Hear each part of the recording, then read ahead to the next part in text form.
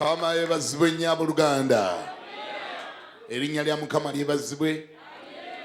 Twagala okwebaza Mukama Katonda kubanga mulungi. Ate ekiseera kyonna agulumizibwe kubanga ekyo ekikula kye mulungi, muye temusiŋŋaanibwa mu bubi era muye temusiŋŋaanibwa mu butali bulungi. Erinnya lya Mukama lyebazibwe nnyo.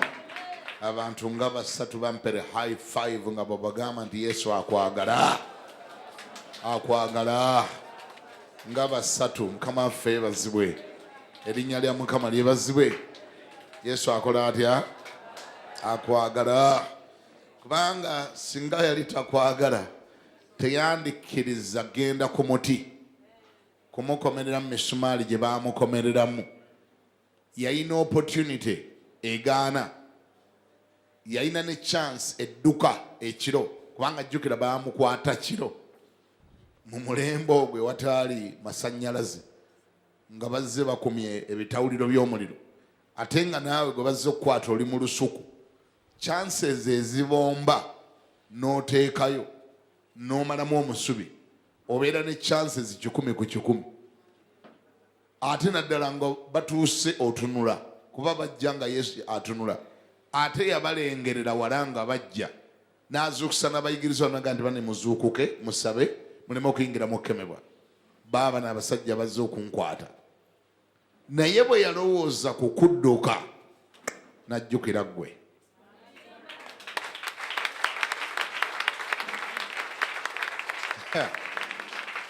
Abakyala bokka lindako nkannyonnyole kubanga twaliwo kyennyonnyodde atakitegedde. Abakazi bokka be basobola okutegera kyengenda okwogera. Abakyala bamaama bayita mu bulumi bungi nnyo nga bazaala, era abasawo mu leba batuuka n'okubakubiriza ng'obulumi bumususseeko mbu n'ayagala okutuulira omwana ng'obulumi buyitidde. Naye bwe abasawo bamuga mukyala guma totuulira mwana guma sindika. Kagamba awaliwo choice, waliwo ekyokusalawo. Obulumi bwe mba ndowoozaako ntuulira omwana naye bw'ajjira najjukira ate omwana nagano omwana nge mutuulira tekaŋŋume buli kyempitamu nkiyitemu. Obugumiikiriza obwo n'endowooza eyo Yesu gye yayina singa yadduka. Yesu singa yadduka yalebadde ng'omukazi atuulidde omwana n'atamuzaalayo naga ndi oba afaafe. Naye bwe yakujjukira nti kaamala dduka nze naawe tugenda mu geyeena tuba tuwedde mirembe ne mirembe, n'agumiikiriza obulumi bwonna bw'agenda okuyitamu. Nakkiriza ne bamukwata, nakkiriza ne bamukonamu emisumaali asobole okulokola nze naawe. Waali badde omwongere nga l'omusajja yasasula omuwendo nga bw'omugamba Yesu weebale, kyogere nti Yesu weebale. Weebale kyewankolera, weebale okuyimira mu kituli ku lwange, weebale okusasula omuwendo ku lwange, weebale obutadduka, weebale okubeerawo n'ogumiikiriza byonna osobole okundokola. Kati kankubuulire mukazi gwe ne musajja gwe ampulira, obanga yakkiriza n'agumiikiriza obulumi obwo asobole okukulokola, kati agenda kukuleka atya? Wangi gomanya abakazi lwaki bagala nnyo abaana baabwe?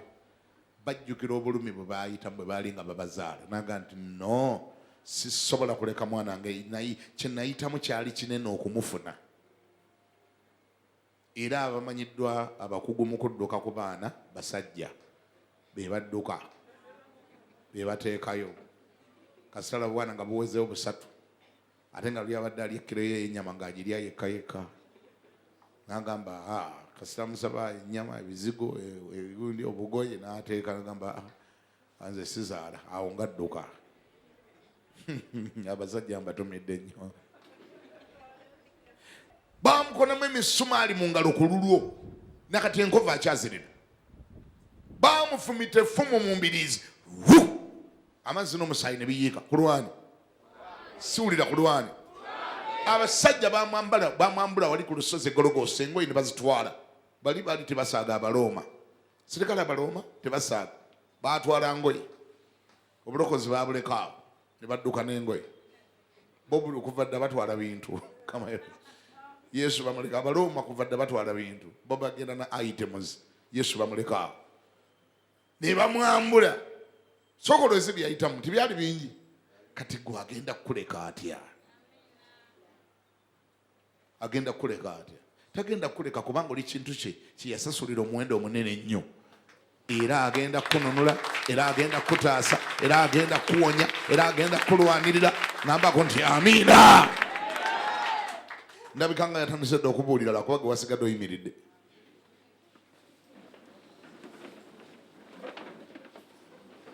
okuva sura ya 14 essura 14 njagala kwogera ekibaawo bw'otandika okutunulira omulabe nga Katonda bw'amutunulira bw'otandika omulaba nga Katonda bw'amulaba kale katusome genda ku linnyidwa 5 ne bamugamba kabaka w'e Misiri nti abantu badduse omutima gwa Falaawo n'ogw'abaddu be ne gukyukira ku bantu ne boogera nti kiki kino kye tukoze okubaleka Abayisirayiri obutatuweereza olw'omukaaga n'ateekateeka eggaali lye n'atwala abantu be wamu naye n'atwala amagaali 600 amalonde n'amagaali gonna ag'e Misiri n'abaami okubeera kugo gonna Mukama n'akakanyaza omutima gwa Falaawo kabaka w'e Misiri n'agoberera abaana ba Isirayiri kubanga abaana ba Isirayiri baafuluma n'okwewaana Abamisiri ne babagoberera ennyuma embalaasi zonna n'amagaali gonna aga Falaawo n'ababe abeebagala embalaasi n'eggye lye ne babatuukako nga basuze kumpi n'ennyanja ku mabbali ga Pikakelosi mu maaso ga Balezefoni. Falaawo bwe yasembera abaana ba Isirayiri ne bayimusa amaaso gaabwe laba Abamisiri nga babagoberera ennyuma waabwe ne batya nnyo abaana ba Isirayiri ne bakaabira Mukama ne bagamba Musa nti kubanga tewaali ntaana mu Misiri kyovudde otuleeta tufiire mu ddungu kiki ekitukokosezza bw'oti okutujja mu Misiri kino si kye kigambo kye twakugambira mu Misiri nga twogera nti waakiri tuleke tuweereza Abamisiri kubanga kirungi okuweereza Abamisiri okusinga okufiira mu ddungu. Musa n'abagamba abantu nti temutya muyimirire buyimirizi mulyoke mulabe obulokozi bwa Mukama bw'anaabakolera leero kubanga Abamisiri be mulabye leero temuli balaba nate emirembe gyonna. Mukama anaabalwanirira nammwe munaasirika oba olina engalo ezitali mpangise bere Yesu zinonge.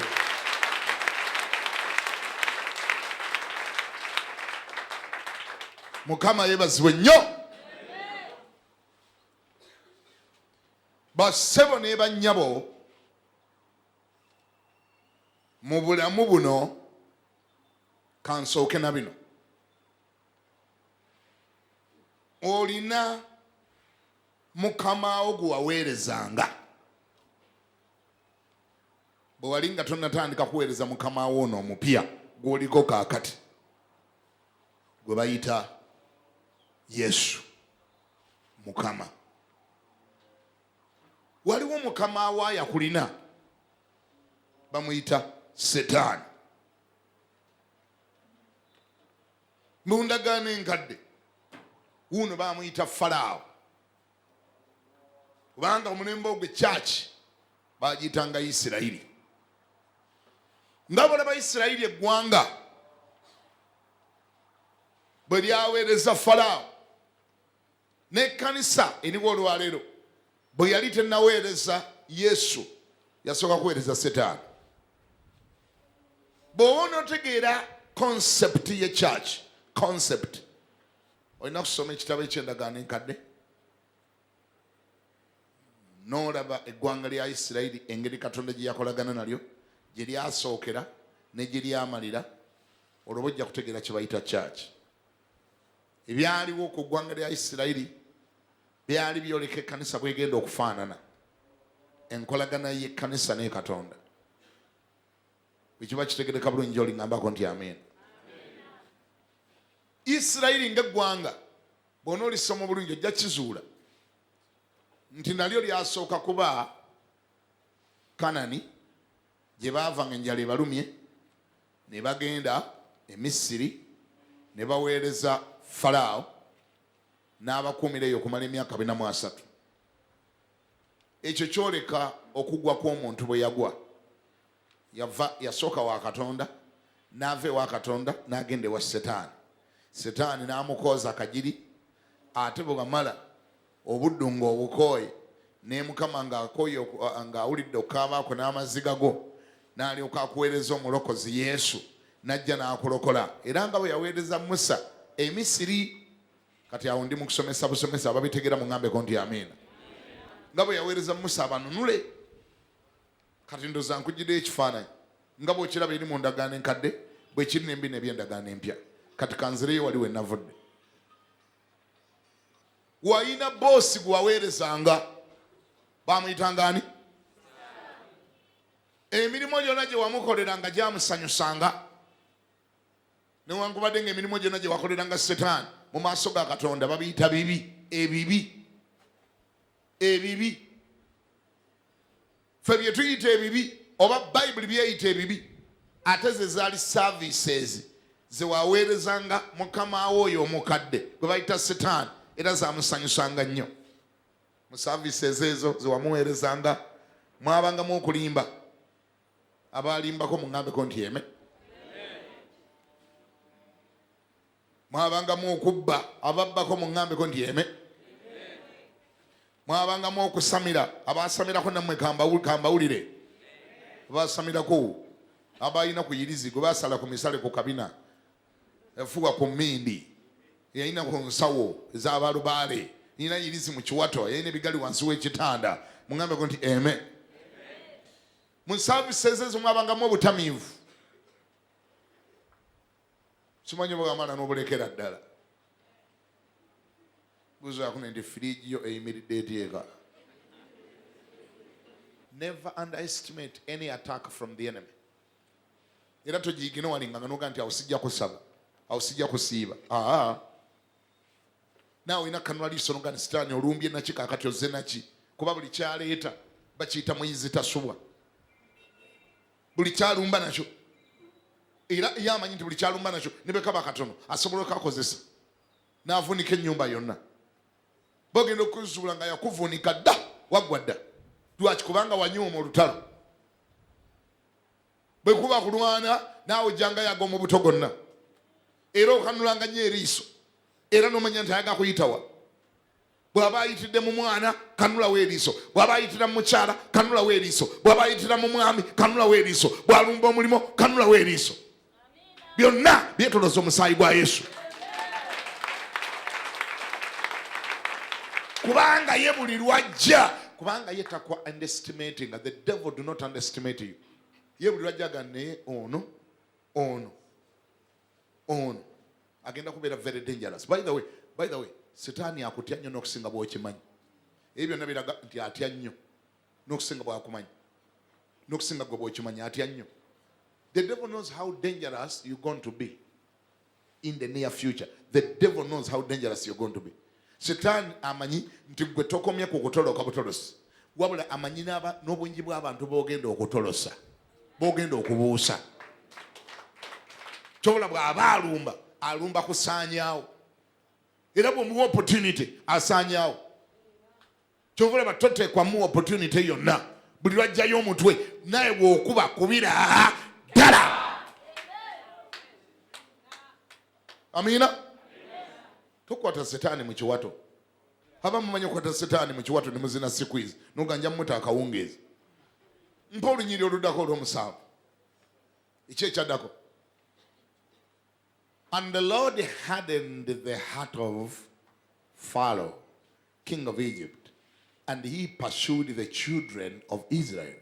And the children of Israel went out with boldness. Mpolo munana. Okay? So the Egyptians pursued them, all the horses and chariots of Pharaoh, his horsemen and his army, and overtook them camping by the sea beside Pikahilos before Berezephon. Mukama yebazu. Kalulitwa akoogerako.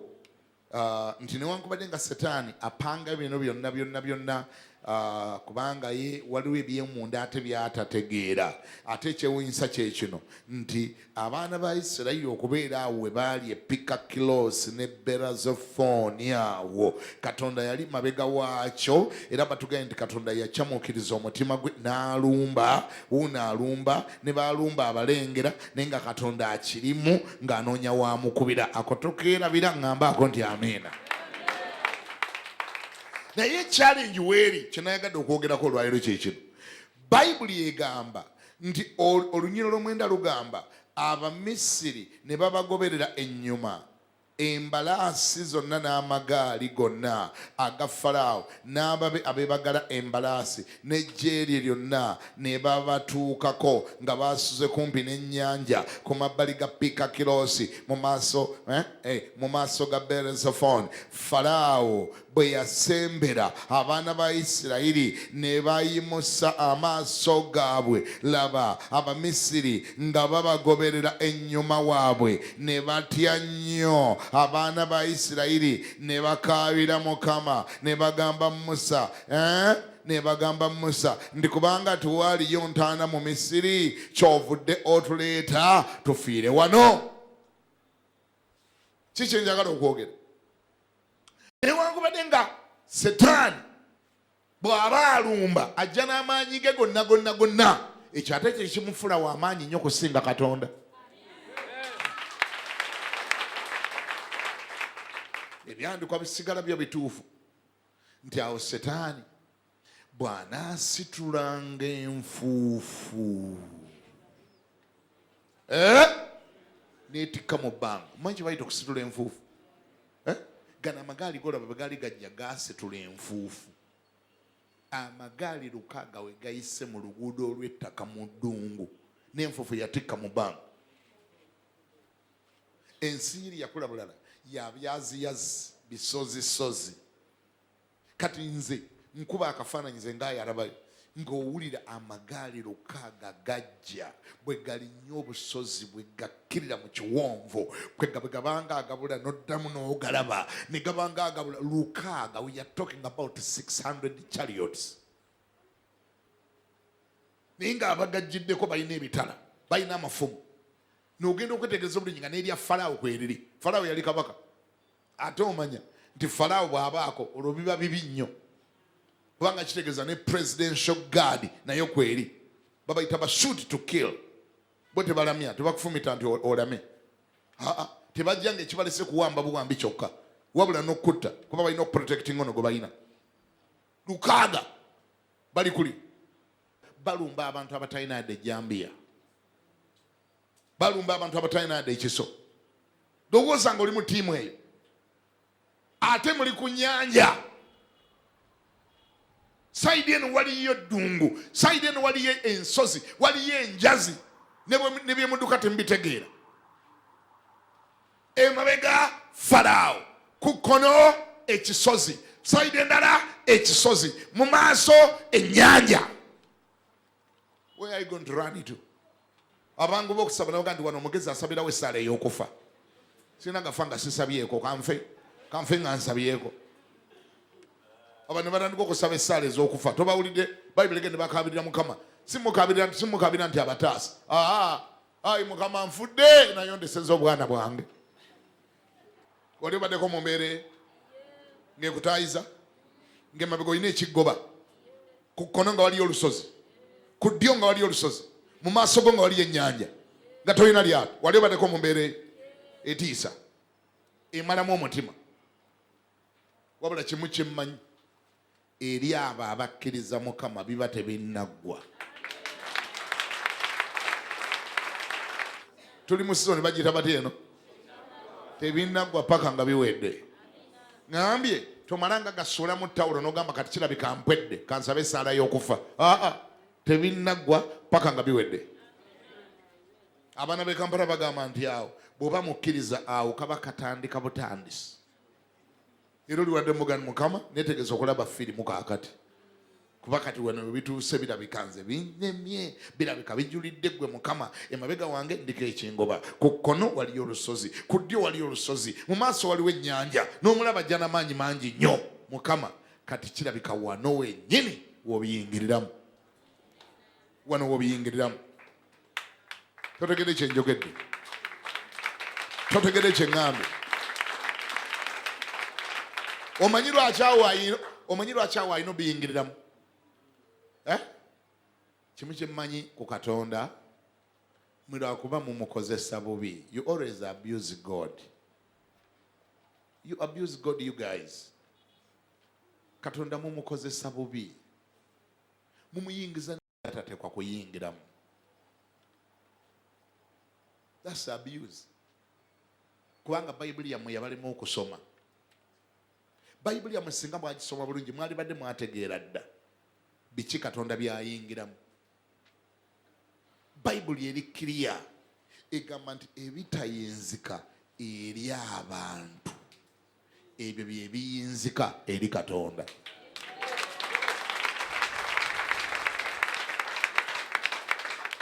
Otegere kye njogedde?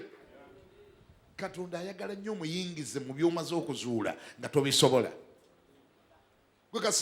Kaso kizuula kino sikisobola ng'omugamba Mukama I hand over.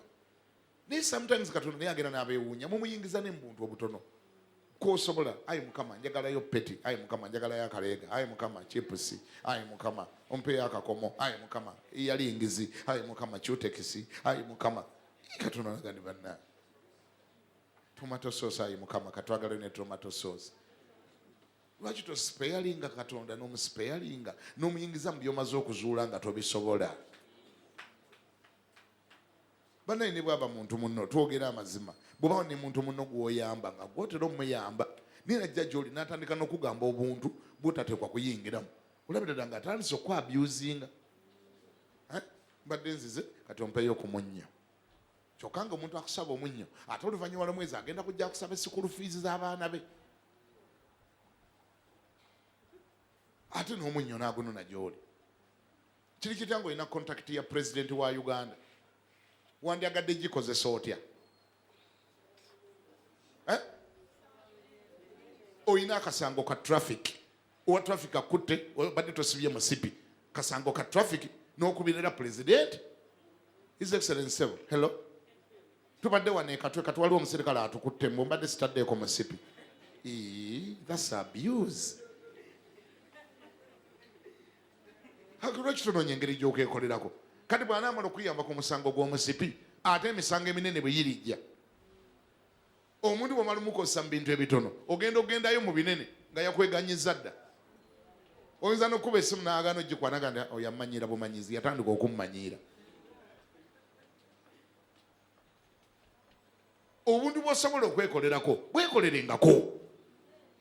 Ebiri mu buyinza bwo bikoleko. Ewa Katonda otwalengayo by'omaze okuzuula ng'ebyo byo tobisobola. Ebitayinzika eri abantu bye biyinzika ewaani. Siwulire bwe ŋŋambyeko nti amiina. byosobola okusaba bbaawo bisabe bbaawo, ebyo tobisaba Mukama.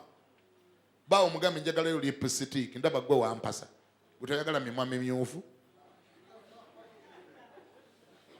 Omumalimu akajanja akayita mu kibuga ng'agenda yegombanga abakazi ab'emimwa emimyufu. Mukama yebaze. Musabe perfume, mugambe gwe toyagala abakazi bawunya bulungi, nga nkulaba onuukanuuka nnyo bwe tugenda ku mikolo n'owulira omukazi awunya obulungi. Perfume mungulire nze mba mponya obulungi. Naye era ne perfume n'omutwale wa Mukama. Kama ate kati tubadde tuze ku kya perfume ayo Mukama. Senyiga. Mukoleko. Ngulire ka sirapu kukamire. Lwolifuna ekinene ky'oba ogamba Katonda. Nze njirabanga abuse okuddira buli kantu. Ayi Yesu era mbadde nkomyewo. Ayi Yesu era mbadde nzize. Ani awulira ng'abeeko nti amen. Abazungu bagamba nti Abafirika tusaba nnyo Katonda kubanga we depend on God on everything. N'obuntu obutono ennyo bwonna tobutwala wa Katonda. Obutono kama tuweeyo obutungulu, kama tuweeyo ennyaanya, kama tuweeyo entangawuuzi Yesu, kati amajaani Yesu ate nago gaweddewo. Kyobulaba nkusabira Katonda akumpeere ssente. Ebisoboka okukolebwangako ssente obikosenga ssente. Ani agamba nti amiina? Ebisoboka okwanukuzibwa ssente obikozesenga ki? Ssente. Kubanga ssente nago maanyi mu ngeri yaago. Ebyetaaga ssente bikozesenga ssente. Katonda akumpeere ssente nga ziwera, school fees ye omusasulenga. Simanyi okitegeera. Enviiri zo olemezike zisabira. Gwe mwene tulisabira ddi eggwanga okukyuka. Tulisabira ddi ebintu ebinene. Nga buli lwogenda ku maviivi, buli lwogenda mu kusiiba, olunaku lwonna olumalako ng'onnyonnyola obuntu obutonotono. Ayi Mukama era tuyingidde mu kusiiba olwaliro abadde obutonotono tuze Mukama. Ekiri ewange ndowooza Mukama okitegeera bulungi. Mukama omanyi bwe wataliyo ntangawuuzi, amajaani, kaawa. Mukama omanyi bwe wataliyo sabbuuni, n'omuceere gunaatera okugwamu Mukama. Sikulu fiiza Yesu, landiro ly'omwezi gulabika gwaweddeko. Mukama naga nti ayi Mukama Katonda. Ng'ate Mukama y'agamba.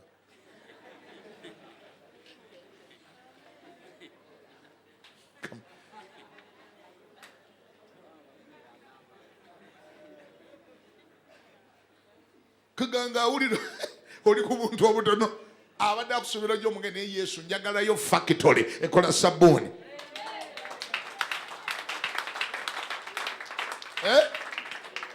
Yesu njagalayo gu secondary school. Yesu njagalayo gu university. Wenabuliranga enjiri nga nange nkeera nengamba ba student mukuŋŋaane wano ku parade mala babulira njiri ya dakiika 3. Wanji kubanga amafuta ge gamu agasaba amajaani n'entangawuuzi era ge mafuta ge gamu agasaba university. Naye gwe gakozesa bubi. Yesu awulira osaba buntu bulala. Sukaali Yesu amajaani, entangawuuzi Yesu obutungulu bwaweddewo, akaleega Yesu sitokisi z'omwami wange nga zirimu ebituli Yesu.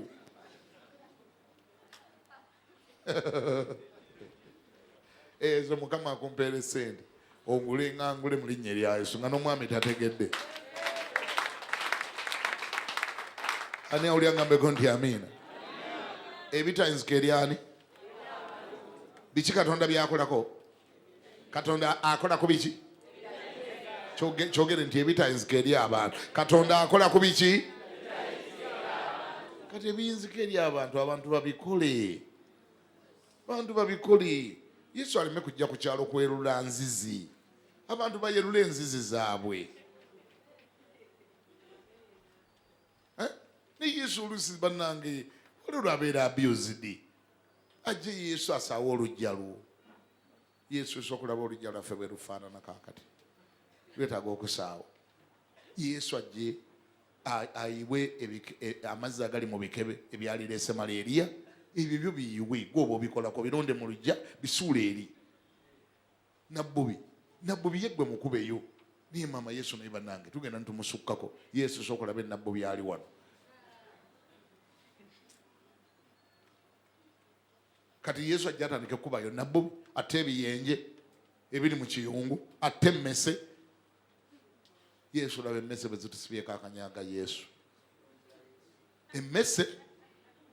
Emmese zikoleko, ebiyenje bikoleko, envunza muzikoleko. Waliwo ekitundu egimu gye nawulira eyo mbwe envunza zaaluma abantu, mbu ne zibaluma nnyo ne batuuka n'okukkiriza nti baazibaloga bulozi. Era ababulizi b'enjiri bagendayo ne balangirira fire ku nvunza. Kati fire bw'anaayokya n'ayokyeramu n'ebigere. Envunza zitaaga bantu kweyonja. Mwe mulaba mutya? Kweyonja, kufuuyira nnyumba zaabwe, kumaala busa, oba sekyo seminti bwabula bamaala obusa. Zino eziri mu bigere oba bazikola batya, kutundula kumala oba bazitonyezemu dayizoni, simanyi na kumanya. Bazirwanyise ziveewo. Naye tusabire n'envunza. Ate n'abasumba abamu, ababulizi b'enjiri abamu, nabo bankyogere ntya kino obutabanyiiza, balimu obwaffala. Ababulizi abamu nabo balimu obwaffala.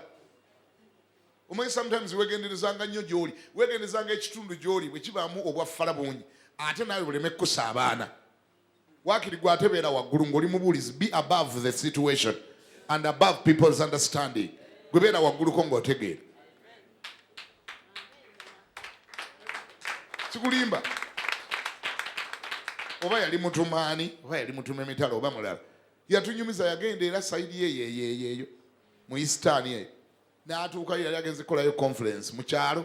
Bamuyita basumba bangi nnyo nga beegasse bategese conference yaabwe. Naye bwe baba bali awo nga amaze okubuulira, ne bamuleetera omukazi yalina omwana nga bagamba mutume wali ose n'ojja, tulina wano ekizibu kyatulemerako.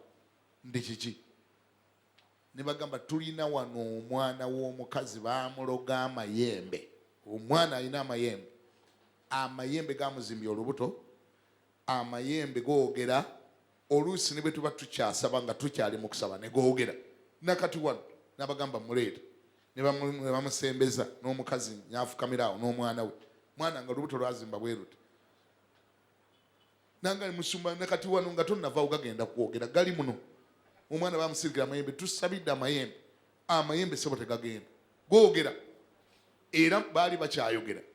Amayembe ne googera. Ko. Omusumba n'abagamba, omutume ayali akyadde n'agamba nze nga wano siwulira mayembe. Ne bamugamba mutume kiki ekyo gwolowooza? N'aganze bino mpulira biwuka bye bikaaba. Noga musumba ago mayembe ago. Nanga ndi bino sigano si mayembe. Bino biwuka biri mu lubuto, njoka. Zino njoka. Noga musumba njoka zaawo, aga mayembe gowulira gakaaba. N'abagamba buulire wano sigenda na kusaba yadde okwonoonera wano anointing n'emu. Njagala bba waabwe ssente bwe muba mmanyi wali akalwale mugende mugule mabendazo. Mugule mabendazo nga sinava na ku kyalo kuno. Ono omwana agenda kuwona. Essaala tugispearinge tugiterekere ekirala. Mugule mabendazo. Buli n'akwata akagaali n'akavuga kilomita nga 3 ne basingana ka pharmacy ne bagula mabendazo nga mungi. Ne bajja ne bamuwa omwana kuba conference yali tennaggwa. Ne bamuwa omwana. Omwana mu dakiika ngaana n'alyoka afuluma akateretebwa k'enjoka n'akakuba waliwe pa n'okutambula zitambula. N'abagambye nti awo tewali mayembe, ezo zibadde enjoka. Nze nange okuva olwo n'enjiga tomala gansabya ssala za kikwangala. Ekintu ekyetaaga mabendazo sikisabira. Mulekerawo bane mujja tukaddiya nga tukyali baana bato. Sikulimba mutusabisa ebintu n'ebiteetaaga ssaala bannange. buli kantu konna tukasabira ffe tuliwummulako ddi bannange naffe ne tweyagalako buli kantu sabire soko nsabire envunza ate lwaki nzisabira genda ozitundule ufuuyire ne mu nnyumba kati ne mwenazifuuyira mu nnyumba nga mu bwongo obwo sizifuuyidde ebintu ebibeera eno waggulu ku bwongo wetaaga kutereeza bwongo kampulera yaŋŋamba nti amiina bw'oganye okuwa omwana wo gundi emabendazo oba eddagala eritta ebiwuka era naye n'omuleeta mu kyaki okoya abasumba kubanga bo Mukama yabakolimira balina kusabanga busabi kusaba busabi kyonna bakikole batya bakisabire oganye okusenya akamwa akawunya nako n'okaleeta musumba nsabiramuko akamwa akawunya gundi mutusaasire ku bannange enkwawa ziwunya musumba enkwawa zino zannemerako baŋŋamba waliwo ayandoga mponyenga enkwawa kakati nsabiraako gundi genda onaabe muŋŋambe lero akune ndigenda onaabe ojja kulaba nga zigenda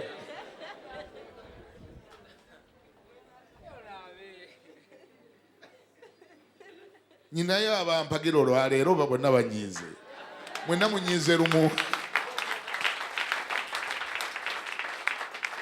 Katonda mumulekere ebinene byabaakolako ne Saala muzisindikire ebinene byomaze okuzuula nga tebiyinzika eri abantu ebyetaaga okunaaba naaba byetaaga okusenya senya byetaaga okusanira enviiri kola otya sanirira byetaaga akaliiga ligula akaliiga oliga amabiiri tetugenda kusabira amasabire gaddewo galeege ego oli ku kituuti baana abagala tugenda eyo byali gye tugenza okubuulira enjiri n'obaseŋŋaana alina emyaka 24 amabere yagavaako dda tagaleega ayambadde oluteeteeyi lukomere bwetu gali muli kwegamba ayimba buyimbi bwati yakulembera ettendo buli wayimba yaggulawo Yesu yaggulawo tewabaggalawo amabere gawuba galinga beena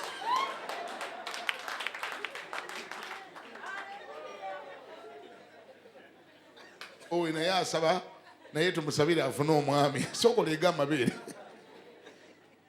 bulaze byetaaga okwetereza weekola otya witirizi n'abako stokisi gula empya mwejjeemu obunafu naye stokisi ziwunye nga tewunya ng'omufu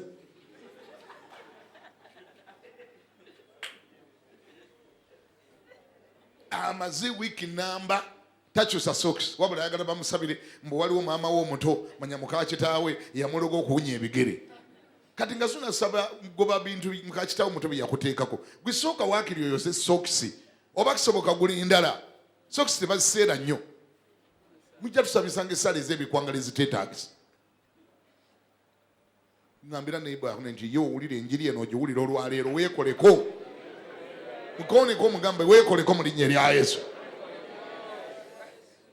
eyo tuvuddeyo ebitayinzika eri abantu bye biyinzika eri ani byomaze okuzuula nga gwe oli muntu tobiyinza ebyo tubitwale wa Mukama ebyo agenda bikolako mu linnya lya Yesu naye naawe Katonda ayagala okukulaba nga naawe weefaako nga naawe weekolako onoonya mulimu bwe tumala okukusabira okufuna omulimu genda ogunoonye totuula wamu noga nze ntudde wano ekikulu bansabira okufuna omulimu kujja bajja kunkubira essimu yange bagisabidde omanyi kati mugenda ne makanisa agabasiiga obunafu bagamba wanika essimu n'owanika essimu gamba nti essimu yange bagikubeko nga bannoonya ani agenda okunoonya twala eri akajanja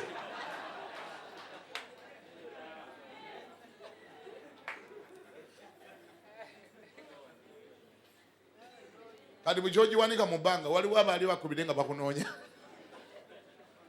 wanika fulasiyo wanika essimu yo ipad eno waleeti eno giwanike manya neddayale gwe gundi genda onoonye omulimu va mu busiru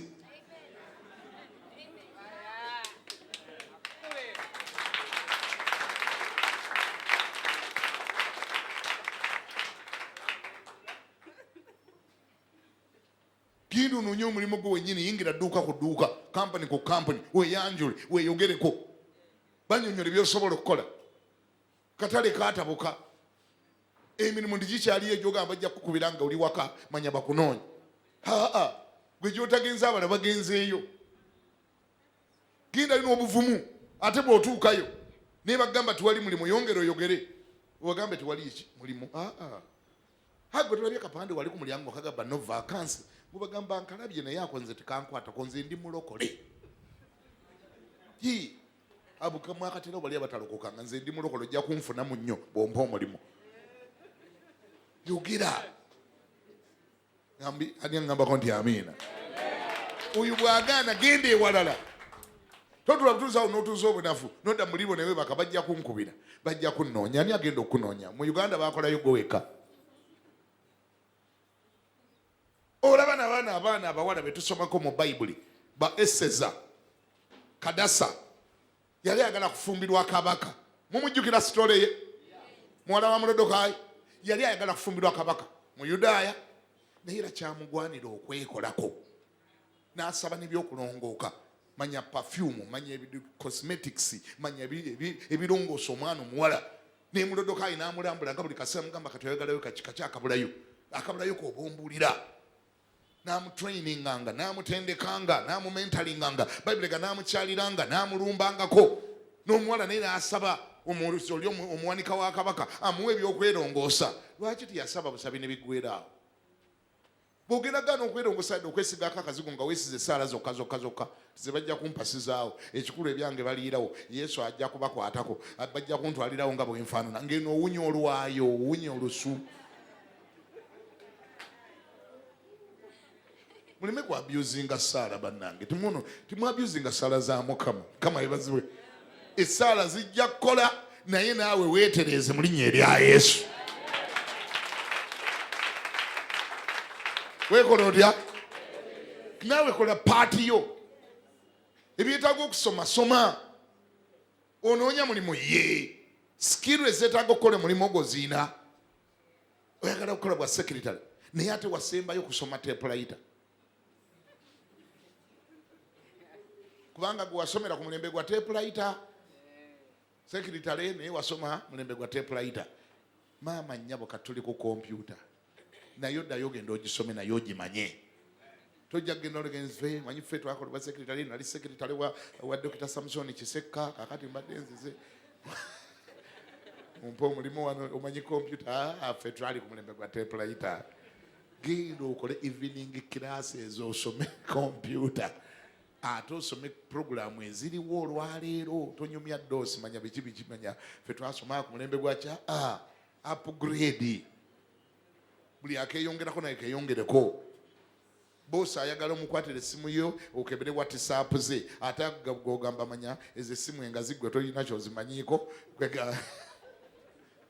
bantu mwe mutayinza nobakubira obwereere. Upgrade ye language gye mbaddeko olwaleero. Upgrade weetereeze.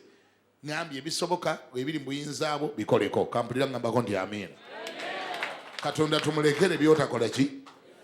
Katonda tumulekere byotasobola. Tewaayita kabanga ne wajja bye batasobola. Iriwa Faraawo ayabudde alumbye n'amagambo gawulira ago bwe gaali gajja nagali bwe gaali. Ate ebintu nga biriko Faraawo obwo obugombe buyinza okubulako. Ne balaba Faraawo n'amagaali ge nga gajja. Ne bakola ensobi ne bamulabanga abantu. Ebisusse ku maaso go ng'amaaso go tegakyabitegeera. Ebyo biteereko gaalubindi za Katonda obirabe nga Katonda bwe yali birabye. Oba okuba engalo zikubire eddala zinoge. Lekeraawo okulaba omulabe wo ng'omulabisa maaso agaffe ag'abaana b'abantu agali physical ajja kukuba. Ojja kubeera defeated.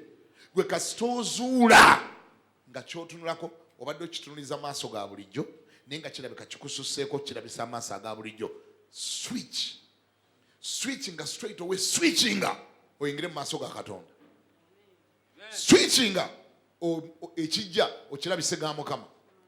Enjawulo ya Dawudi omulenzi omuto ayali agenze ku lutalo okutwalayo emigaati ng'agitwalidde baganda be abaali mu magye ga Sawulo. Amagye agaali gamaze okusoomozebwa Goliyasi nga basoomozza okumala ennaku 40 olw'endabika ye n'entunula ye n'enjogera ye. Obugere omukaaga bwe yali alina, engalo omukaaga, omukono ogwali omunene nnyo, okugulu okwali okunene nnyo. Ayaboggolanga bonna ne batomera ebitooke, ne batomera ebikata bya lumonde, ne bagwa eri abo ne bajula okufa. Buli muntu ng'ayimagininga Goliyasi nga oyo n'akulinnyako bannanga akufootoola. Bwe yayogeranga ne bagamba ha oyo ne bw'aba tannakuba luyi n'agira bugiza ati ofa. Simanyi owulira enjawulo ya Dawudi ne baganda ba Dawudi n'amagye ga Sawulo nga balaba Goliyasi yali bweti. Baganda ba Dawudi n'amagye ga Sawulo buli lwe baalabanga Goliyasi baamulabisanga maaso ga mubiri agaabwe ne bakoma, which is a very big mistake. Ekitajja mu maaso go wangi kirabisa aga Mukama.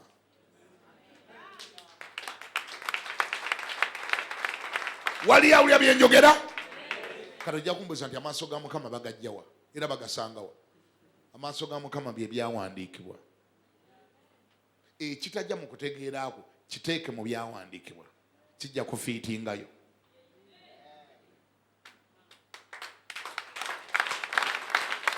Kiteekewa kisitule kiwumuze mu byawandiikibwa. Ebyandikwa bigambye bitya? Ebitanzika eri abantu bye binzika eri Katonda. Kiteeke mu ga Mukama, teeka ku galubindi za Mukama, baziteekako batya? Byawandiikibwa. Enjawulo ya Dawudi ne baganda bo bano bwe baalabanga Goliyasi nga balaba Goliyasi atasoboka, atayinzika, alina obugere 6, engalo 6, omukono gukoma eri, omukono gwenkana ekisambi, ate ekisambi kyenkana omuti gw'amasannyalaze, effumu lyenkana omuti gw'essimu. Buli amulaba nga byomulabako byonna bitiisa. Ne bamulaba nga munene. Bw'omalanga okulaba nga obunene bwa Goliyasi wo, obunene bwe, kano ke ngenda okusembyayo bannange, gulawo amatooka wulire. Gambi ngenda kawulira. Bw'omalanga okulaba obunene bw'ekizibu kyo, weekolere favor mu kabanga mpawe kaaga, kyuka ku sipiidi otunulire obunene bwa Katonda.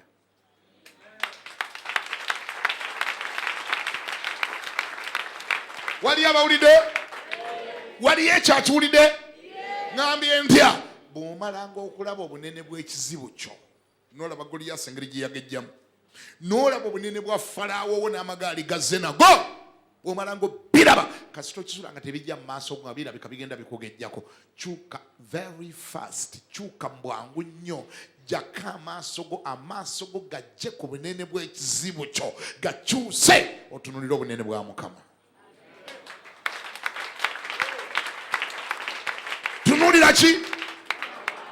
Abasinga omungi kumwe ensome mugikola obudde bwonna obumala otendereza bunene bwa kizibu kyo. Era bamutuuka ne kuleva egamba ne bane sitaani ayina amaanyi. Mutera obyogera ebyo ntera obbawulira. Kuba ogenda n'onnyonnyola. Some of you are so good at detailing and describing the size of your enemy. That is what David never did. Ekyo teyakikola. These people, when you read the Bible, the story of Goliath, they spent a lot of time describing the size of Goliath, which is wrong. The more you describe the size of your Goliath, the more Goliath will become big. And he will become big and bigger. Kubanga omutadde mu imagination yo onyonyodde nnyo bannange abamunyonyola bulwadde bunnuma buti ne kintambula ne kiva eno ne kikkirira ne kyambuka ne kizimba ne kyetoolola n'abawulira bonna ne batya. Yogaba n'ekyono nga kinene nnyo. Abamu ne bw'onyonyola pasita azigozza akusabire nga pasita no singa mpadde akadde mpakadde nkunyonyola gye byatandikira. Mpakadde nkunyonyola gye byatandikira. Ebintu bino biwanvu pasita waali mpadde obudde obumala byatandika 1976. Kugane gwonyonyola n'okutya n'akola atya n'atya onyonyola ebintu ate abamu mumanyiro biteekako omutwe n'amagulu. Teekako omutwe n'amagulu. Oli annyonnyola ebintu byalaba mu kirooto ng'alinga ayabirabira ddala. Gwe bw'otalabuka kumubuuza ng'amaliriza mugamba sister byennyonnyola wabirabira ddala oba kyali kirooto okutwalizibwamu kyali kirooto mugamba ayi Mukama abamu ate nga temutegedde gwoyagala akusabire ate osooka mutiisa oyagala atye bulungi nnyo nga naye bwatya annyonnyola n'ateekako omutwe n'amagulu abamu mubirimbira namu ono mwana gula bwe namuzaala nga makamuzaala omusota gwawa amatuka wagula nga munene nnyo ne gwesimba omwe ne gwenyenya bwe guti ne guyingira wansi w'ekitanda ne gubulirayo naye omusota ogenda omumubuuza wabiraba oba waloota nakakati ate ekyo kyo kyali kirooto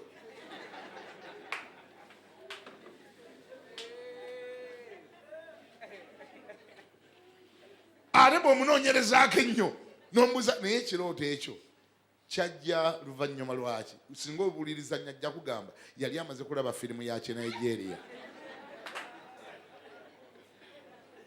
yalaba firimu y'Ekinigeria kati n'agenda neyeebaka firimu nemwewandika ku bwongo kale ekyo tayagala kyogera nti nali mmaze okulaba ebinigeria nga bingiko kati nebisula ku bwongo n'abiroota ekyo tayagala kyogera. Don't spend a lot of time describing the size of your problem. Wali awulira ngambeko ndi amina. At least come on favors. At least bobo yagala wanji tomala budde ng'onnyonnyola bunene bwa kizibu kyo oba kisoboka obudde bumale ng'onnyonnyola ekizibu kyo obunene ne sayizi ya Katonda wo.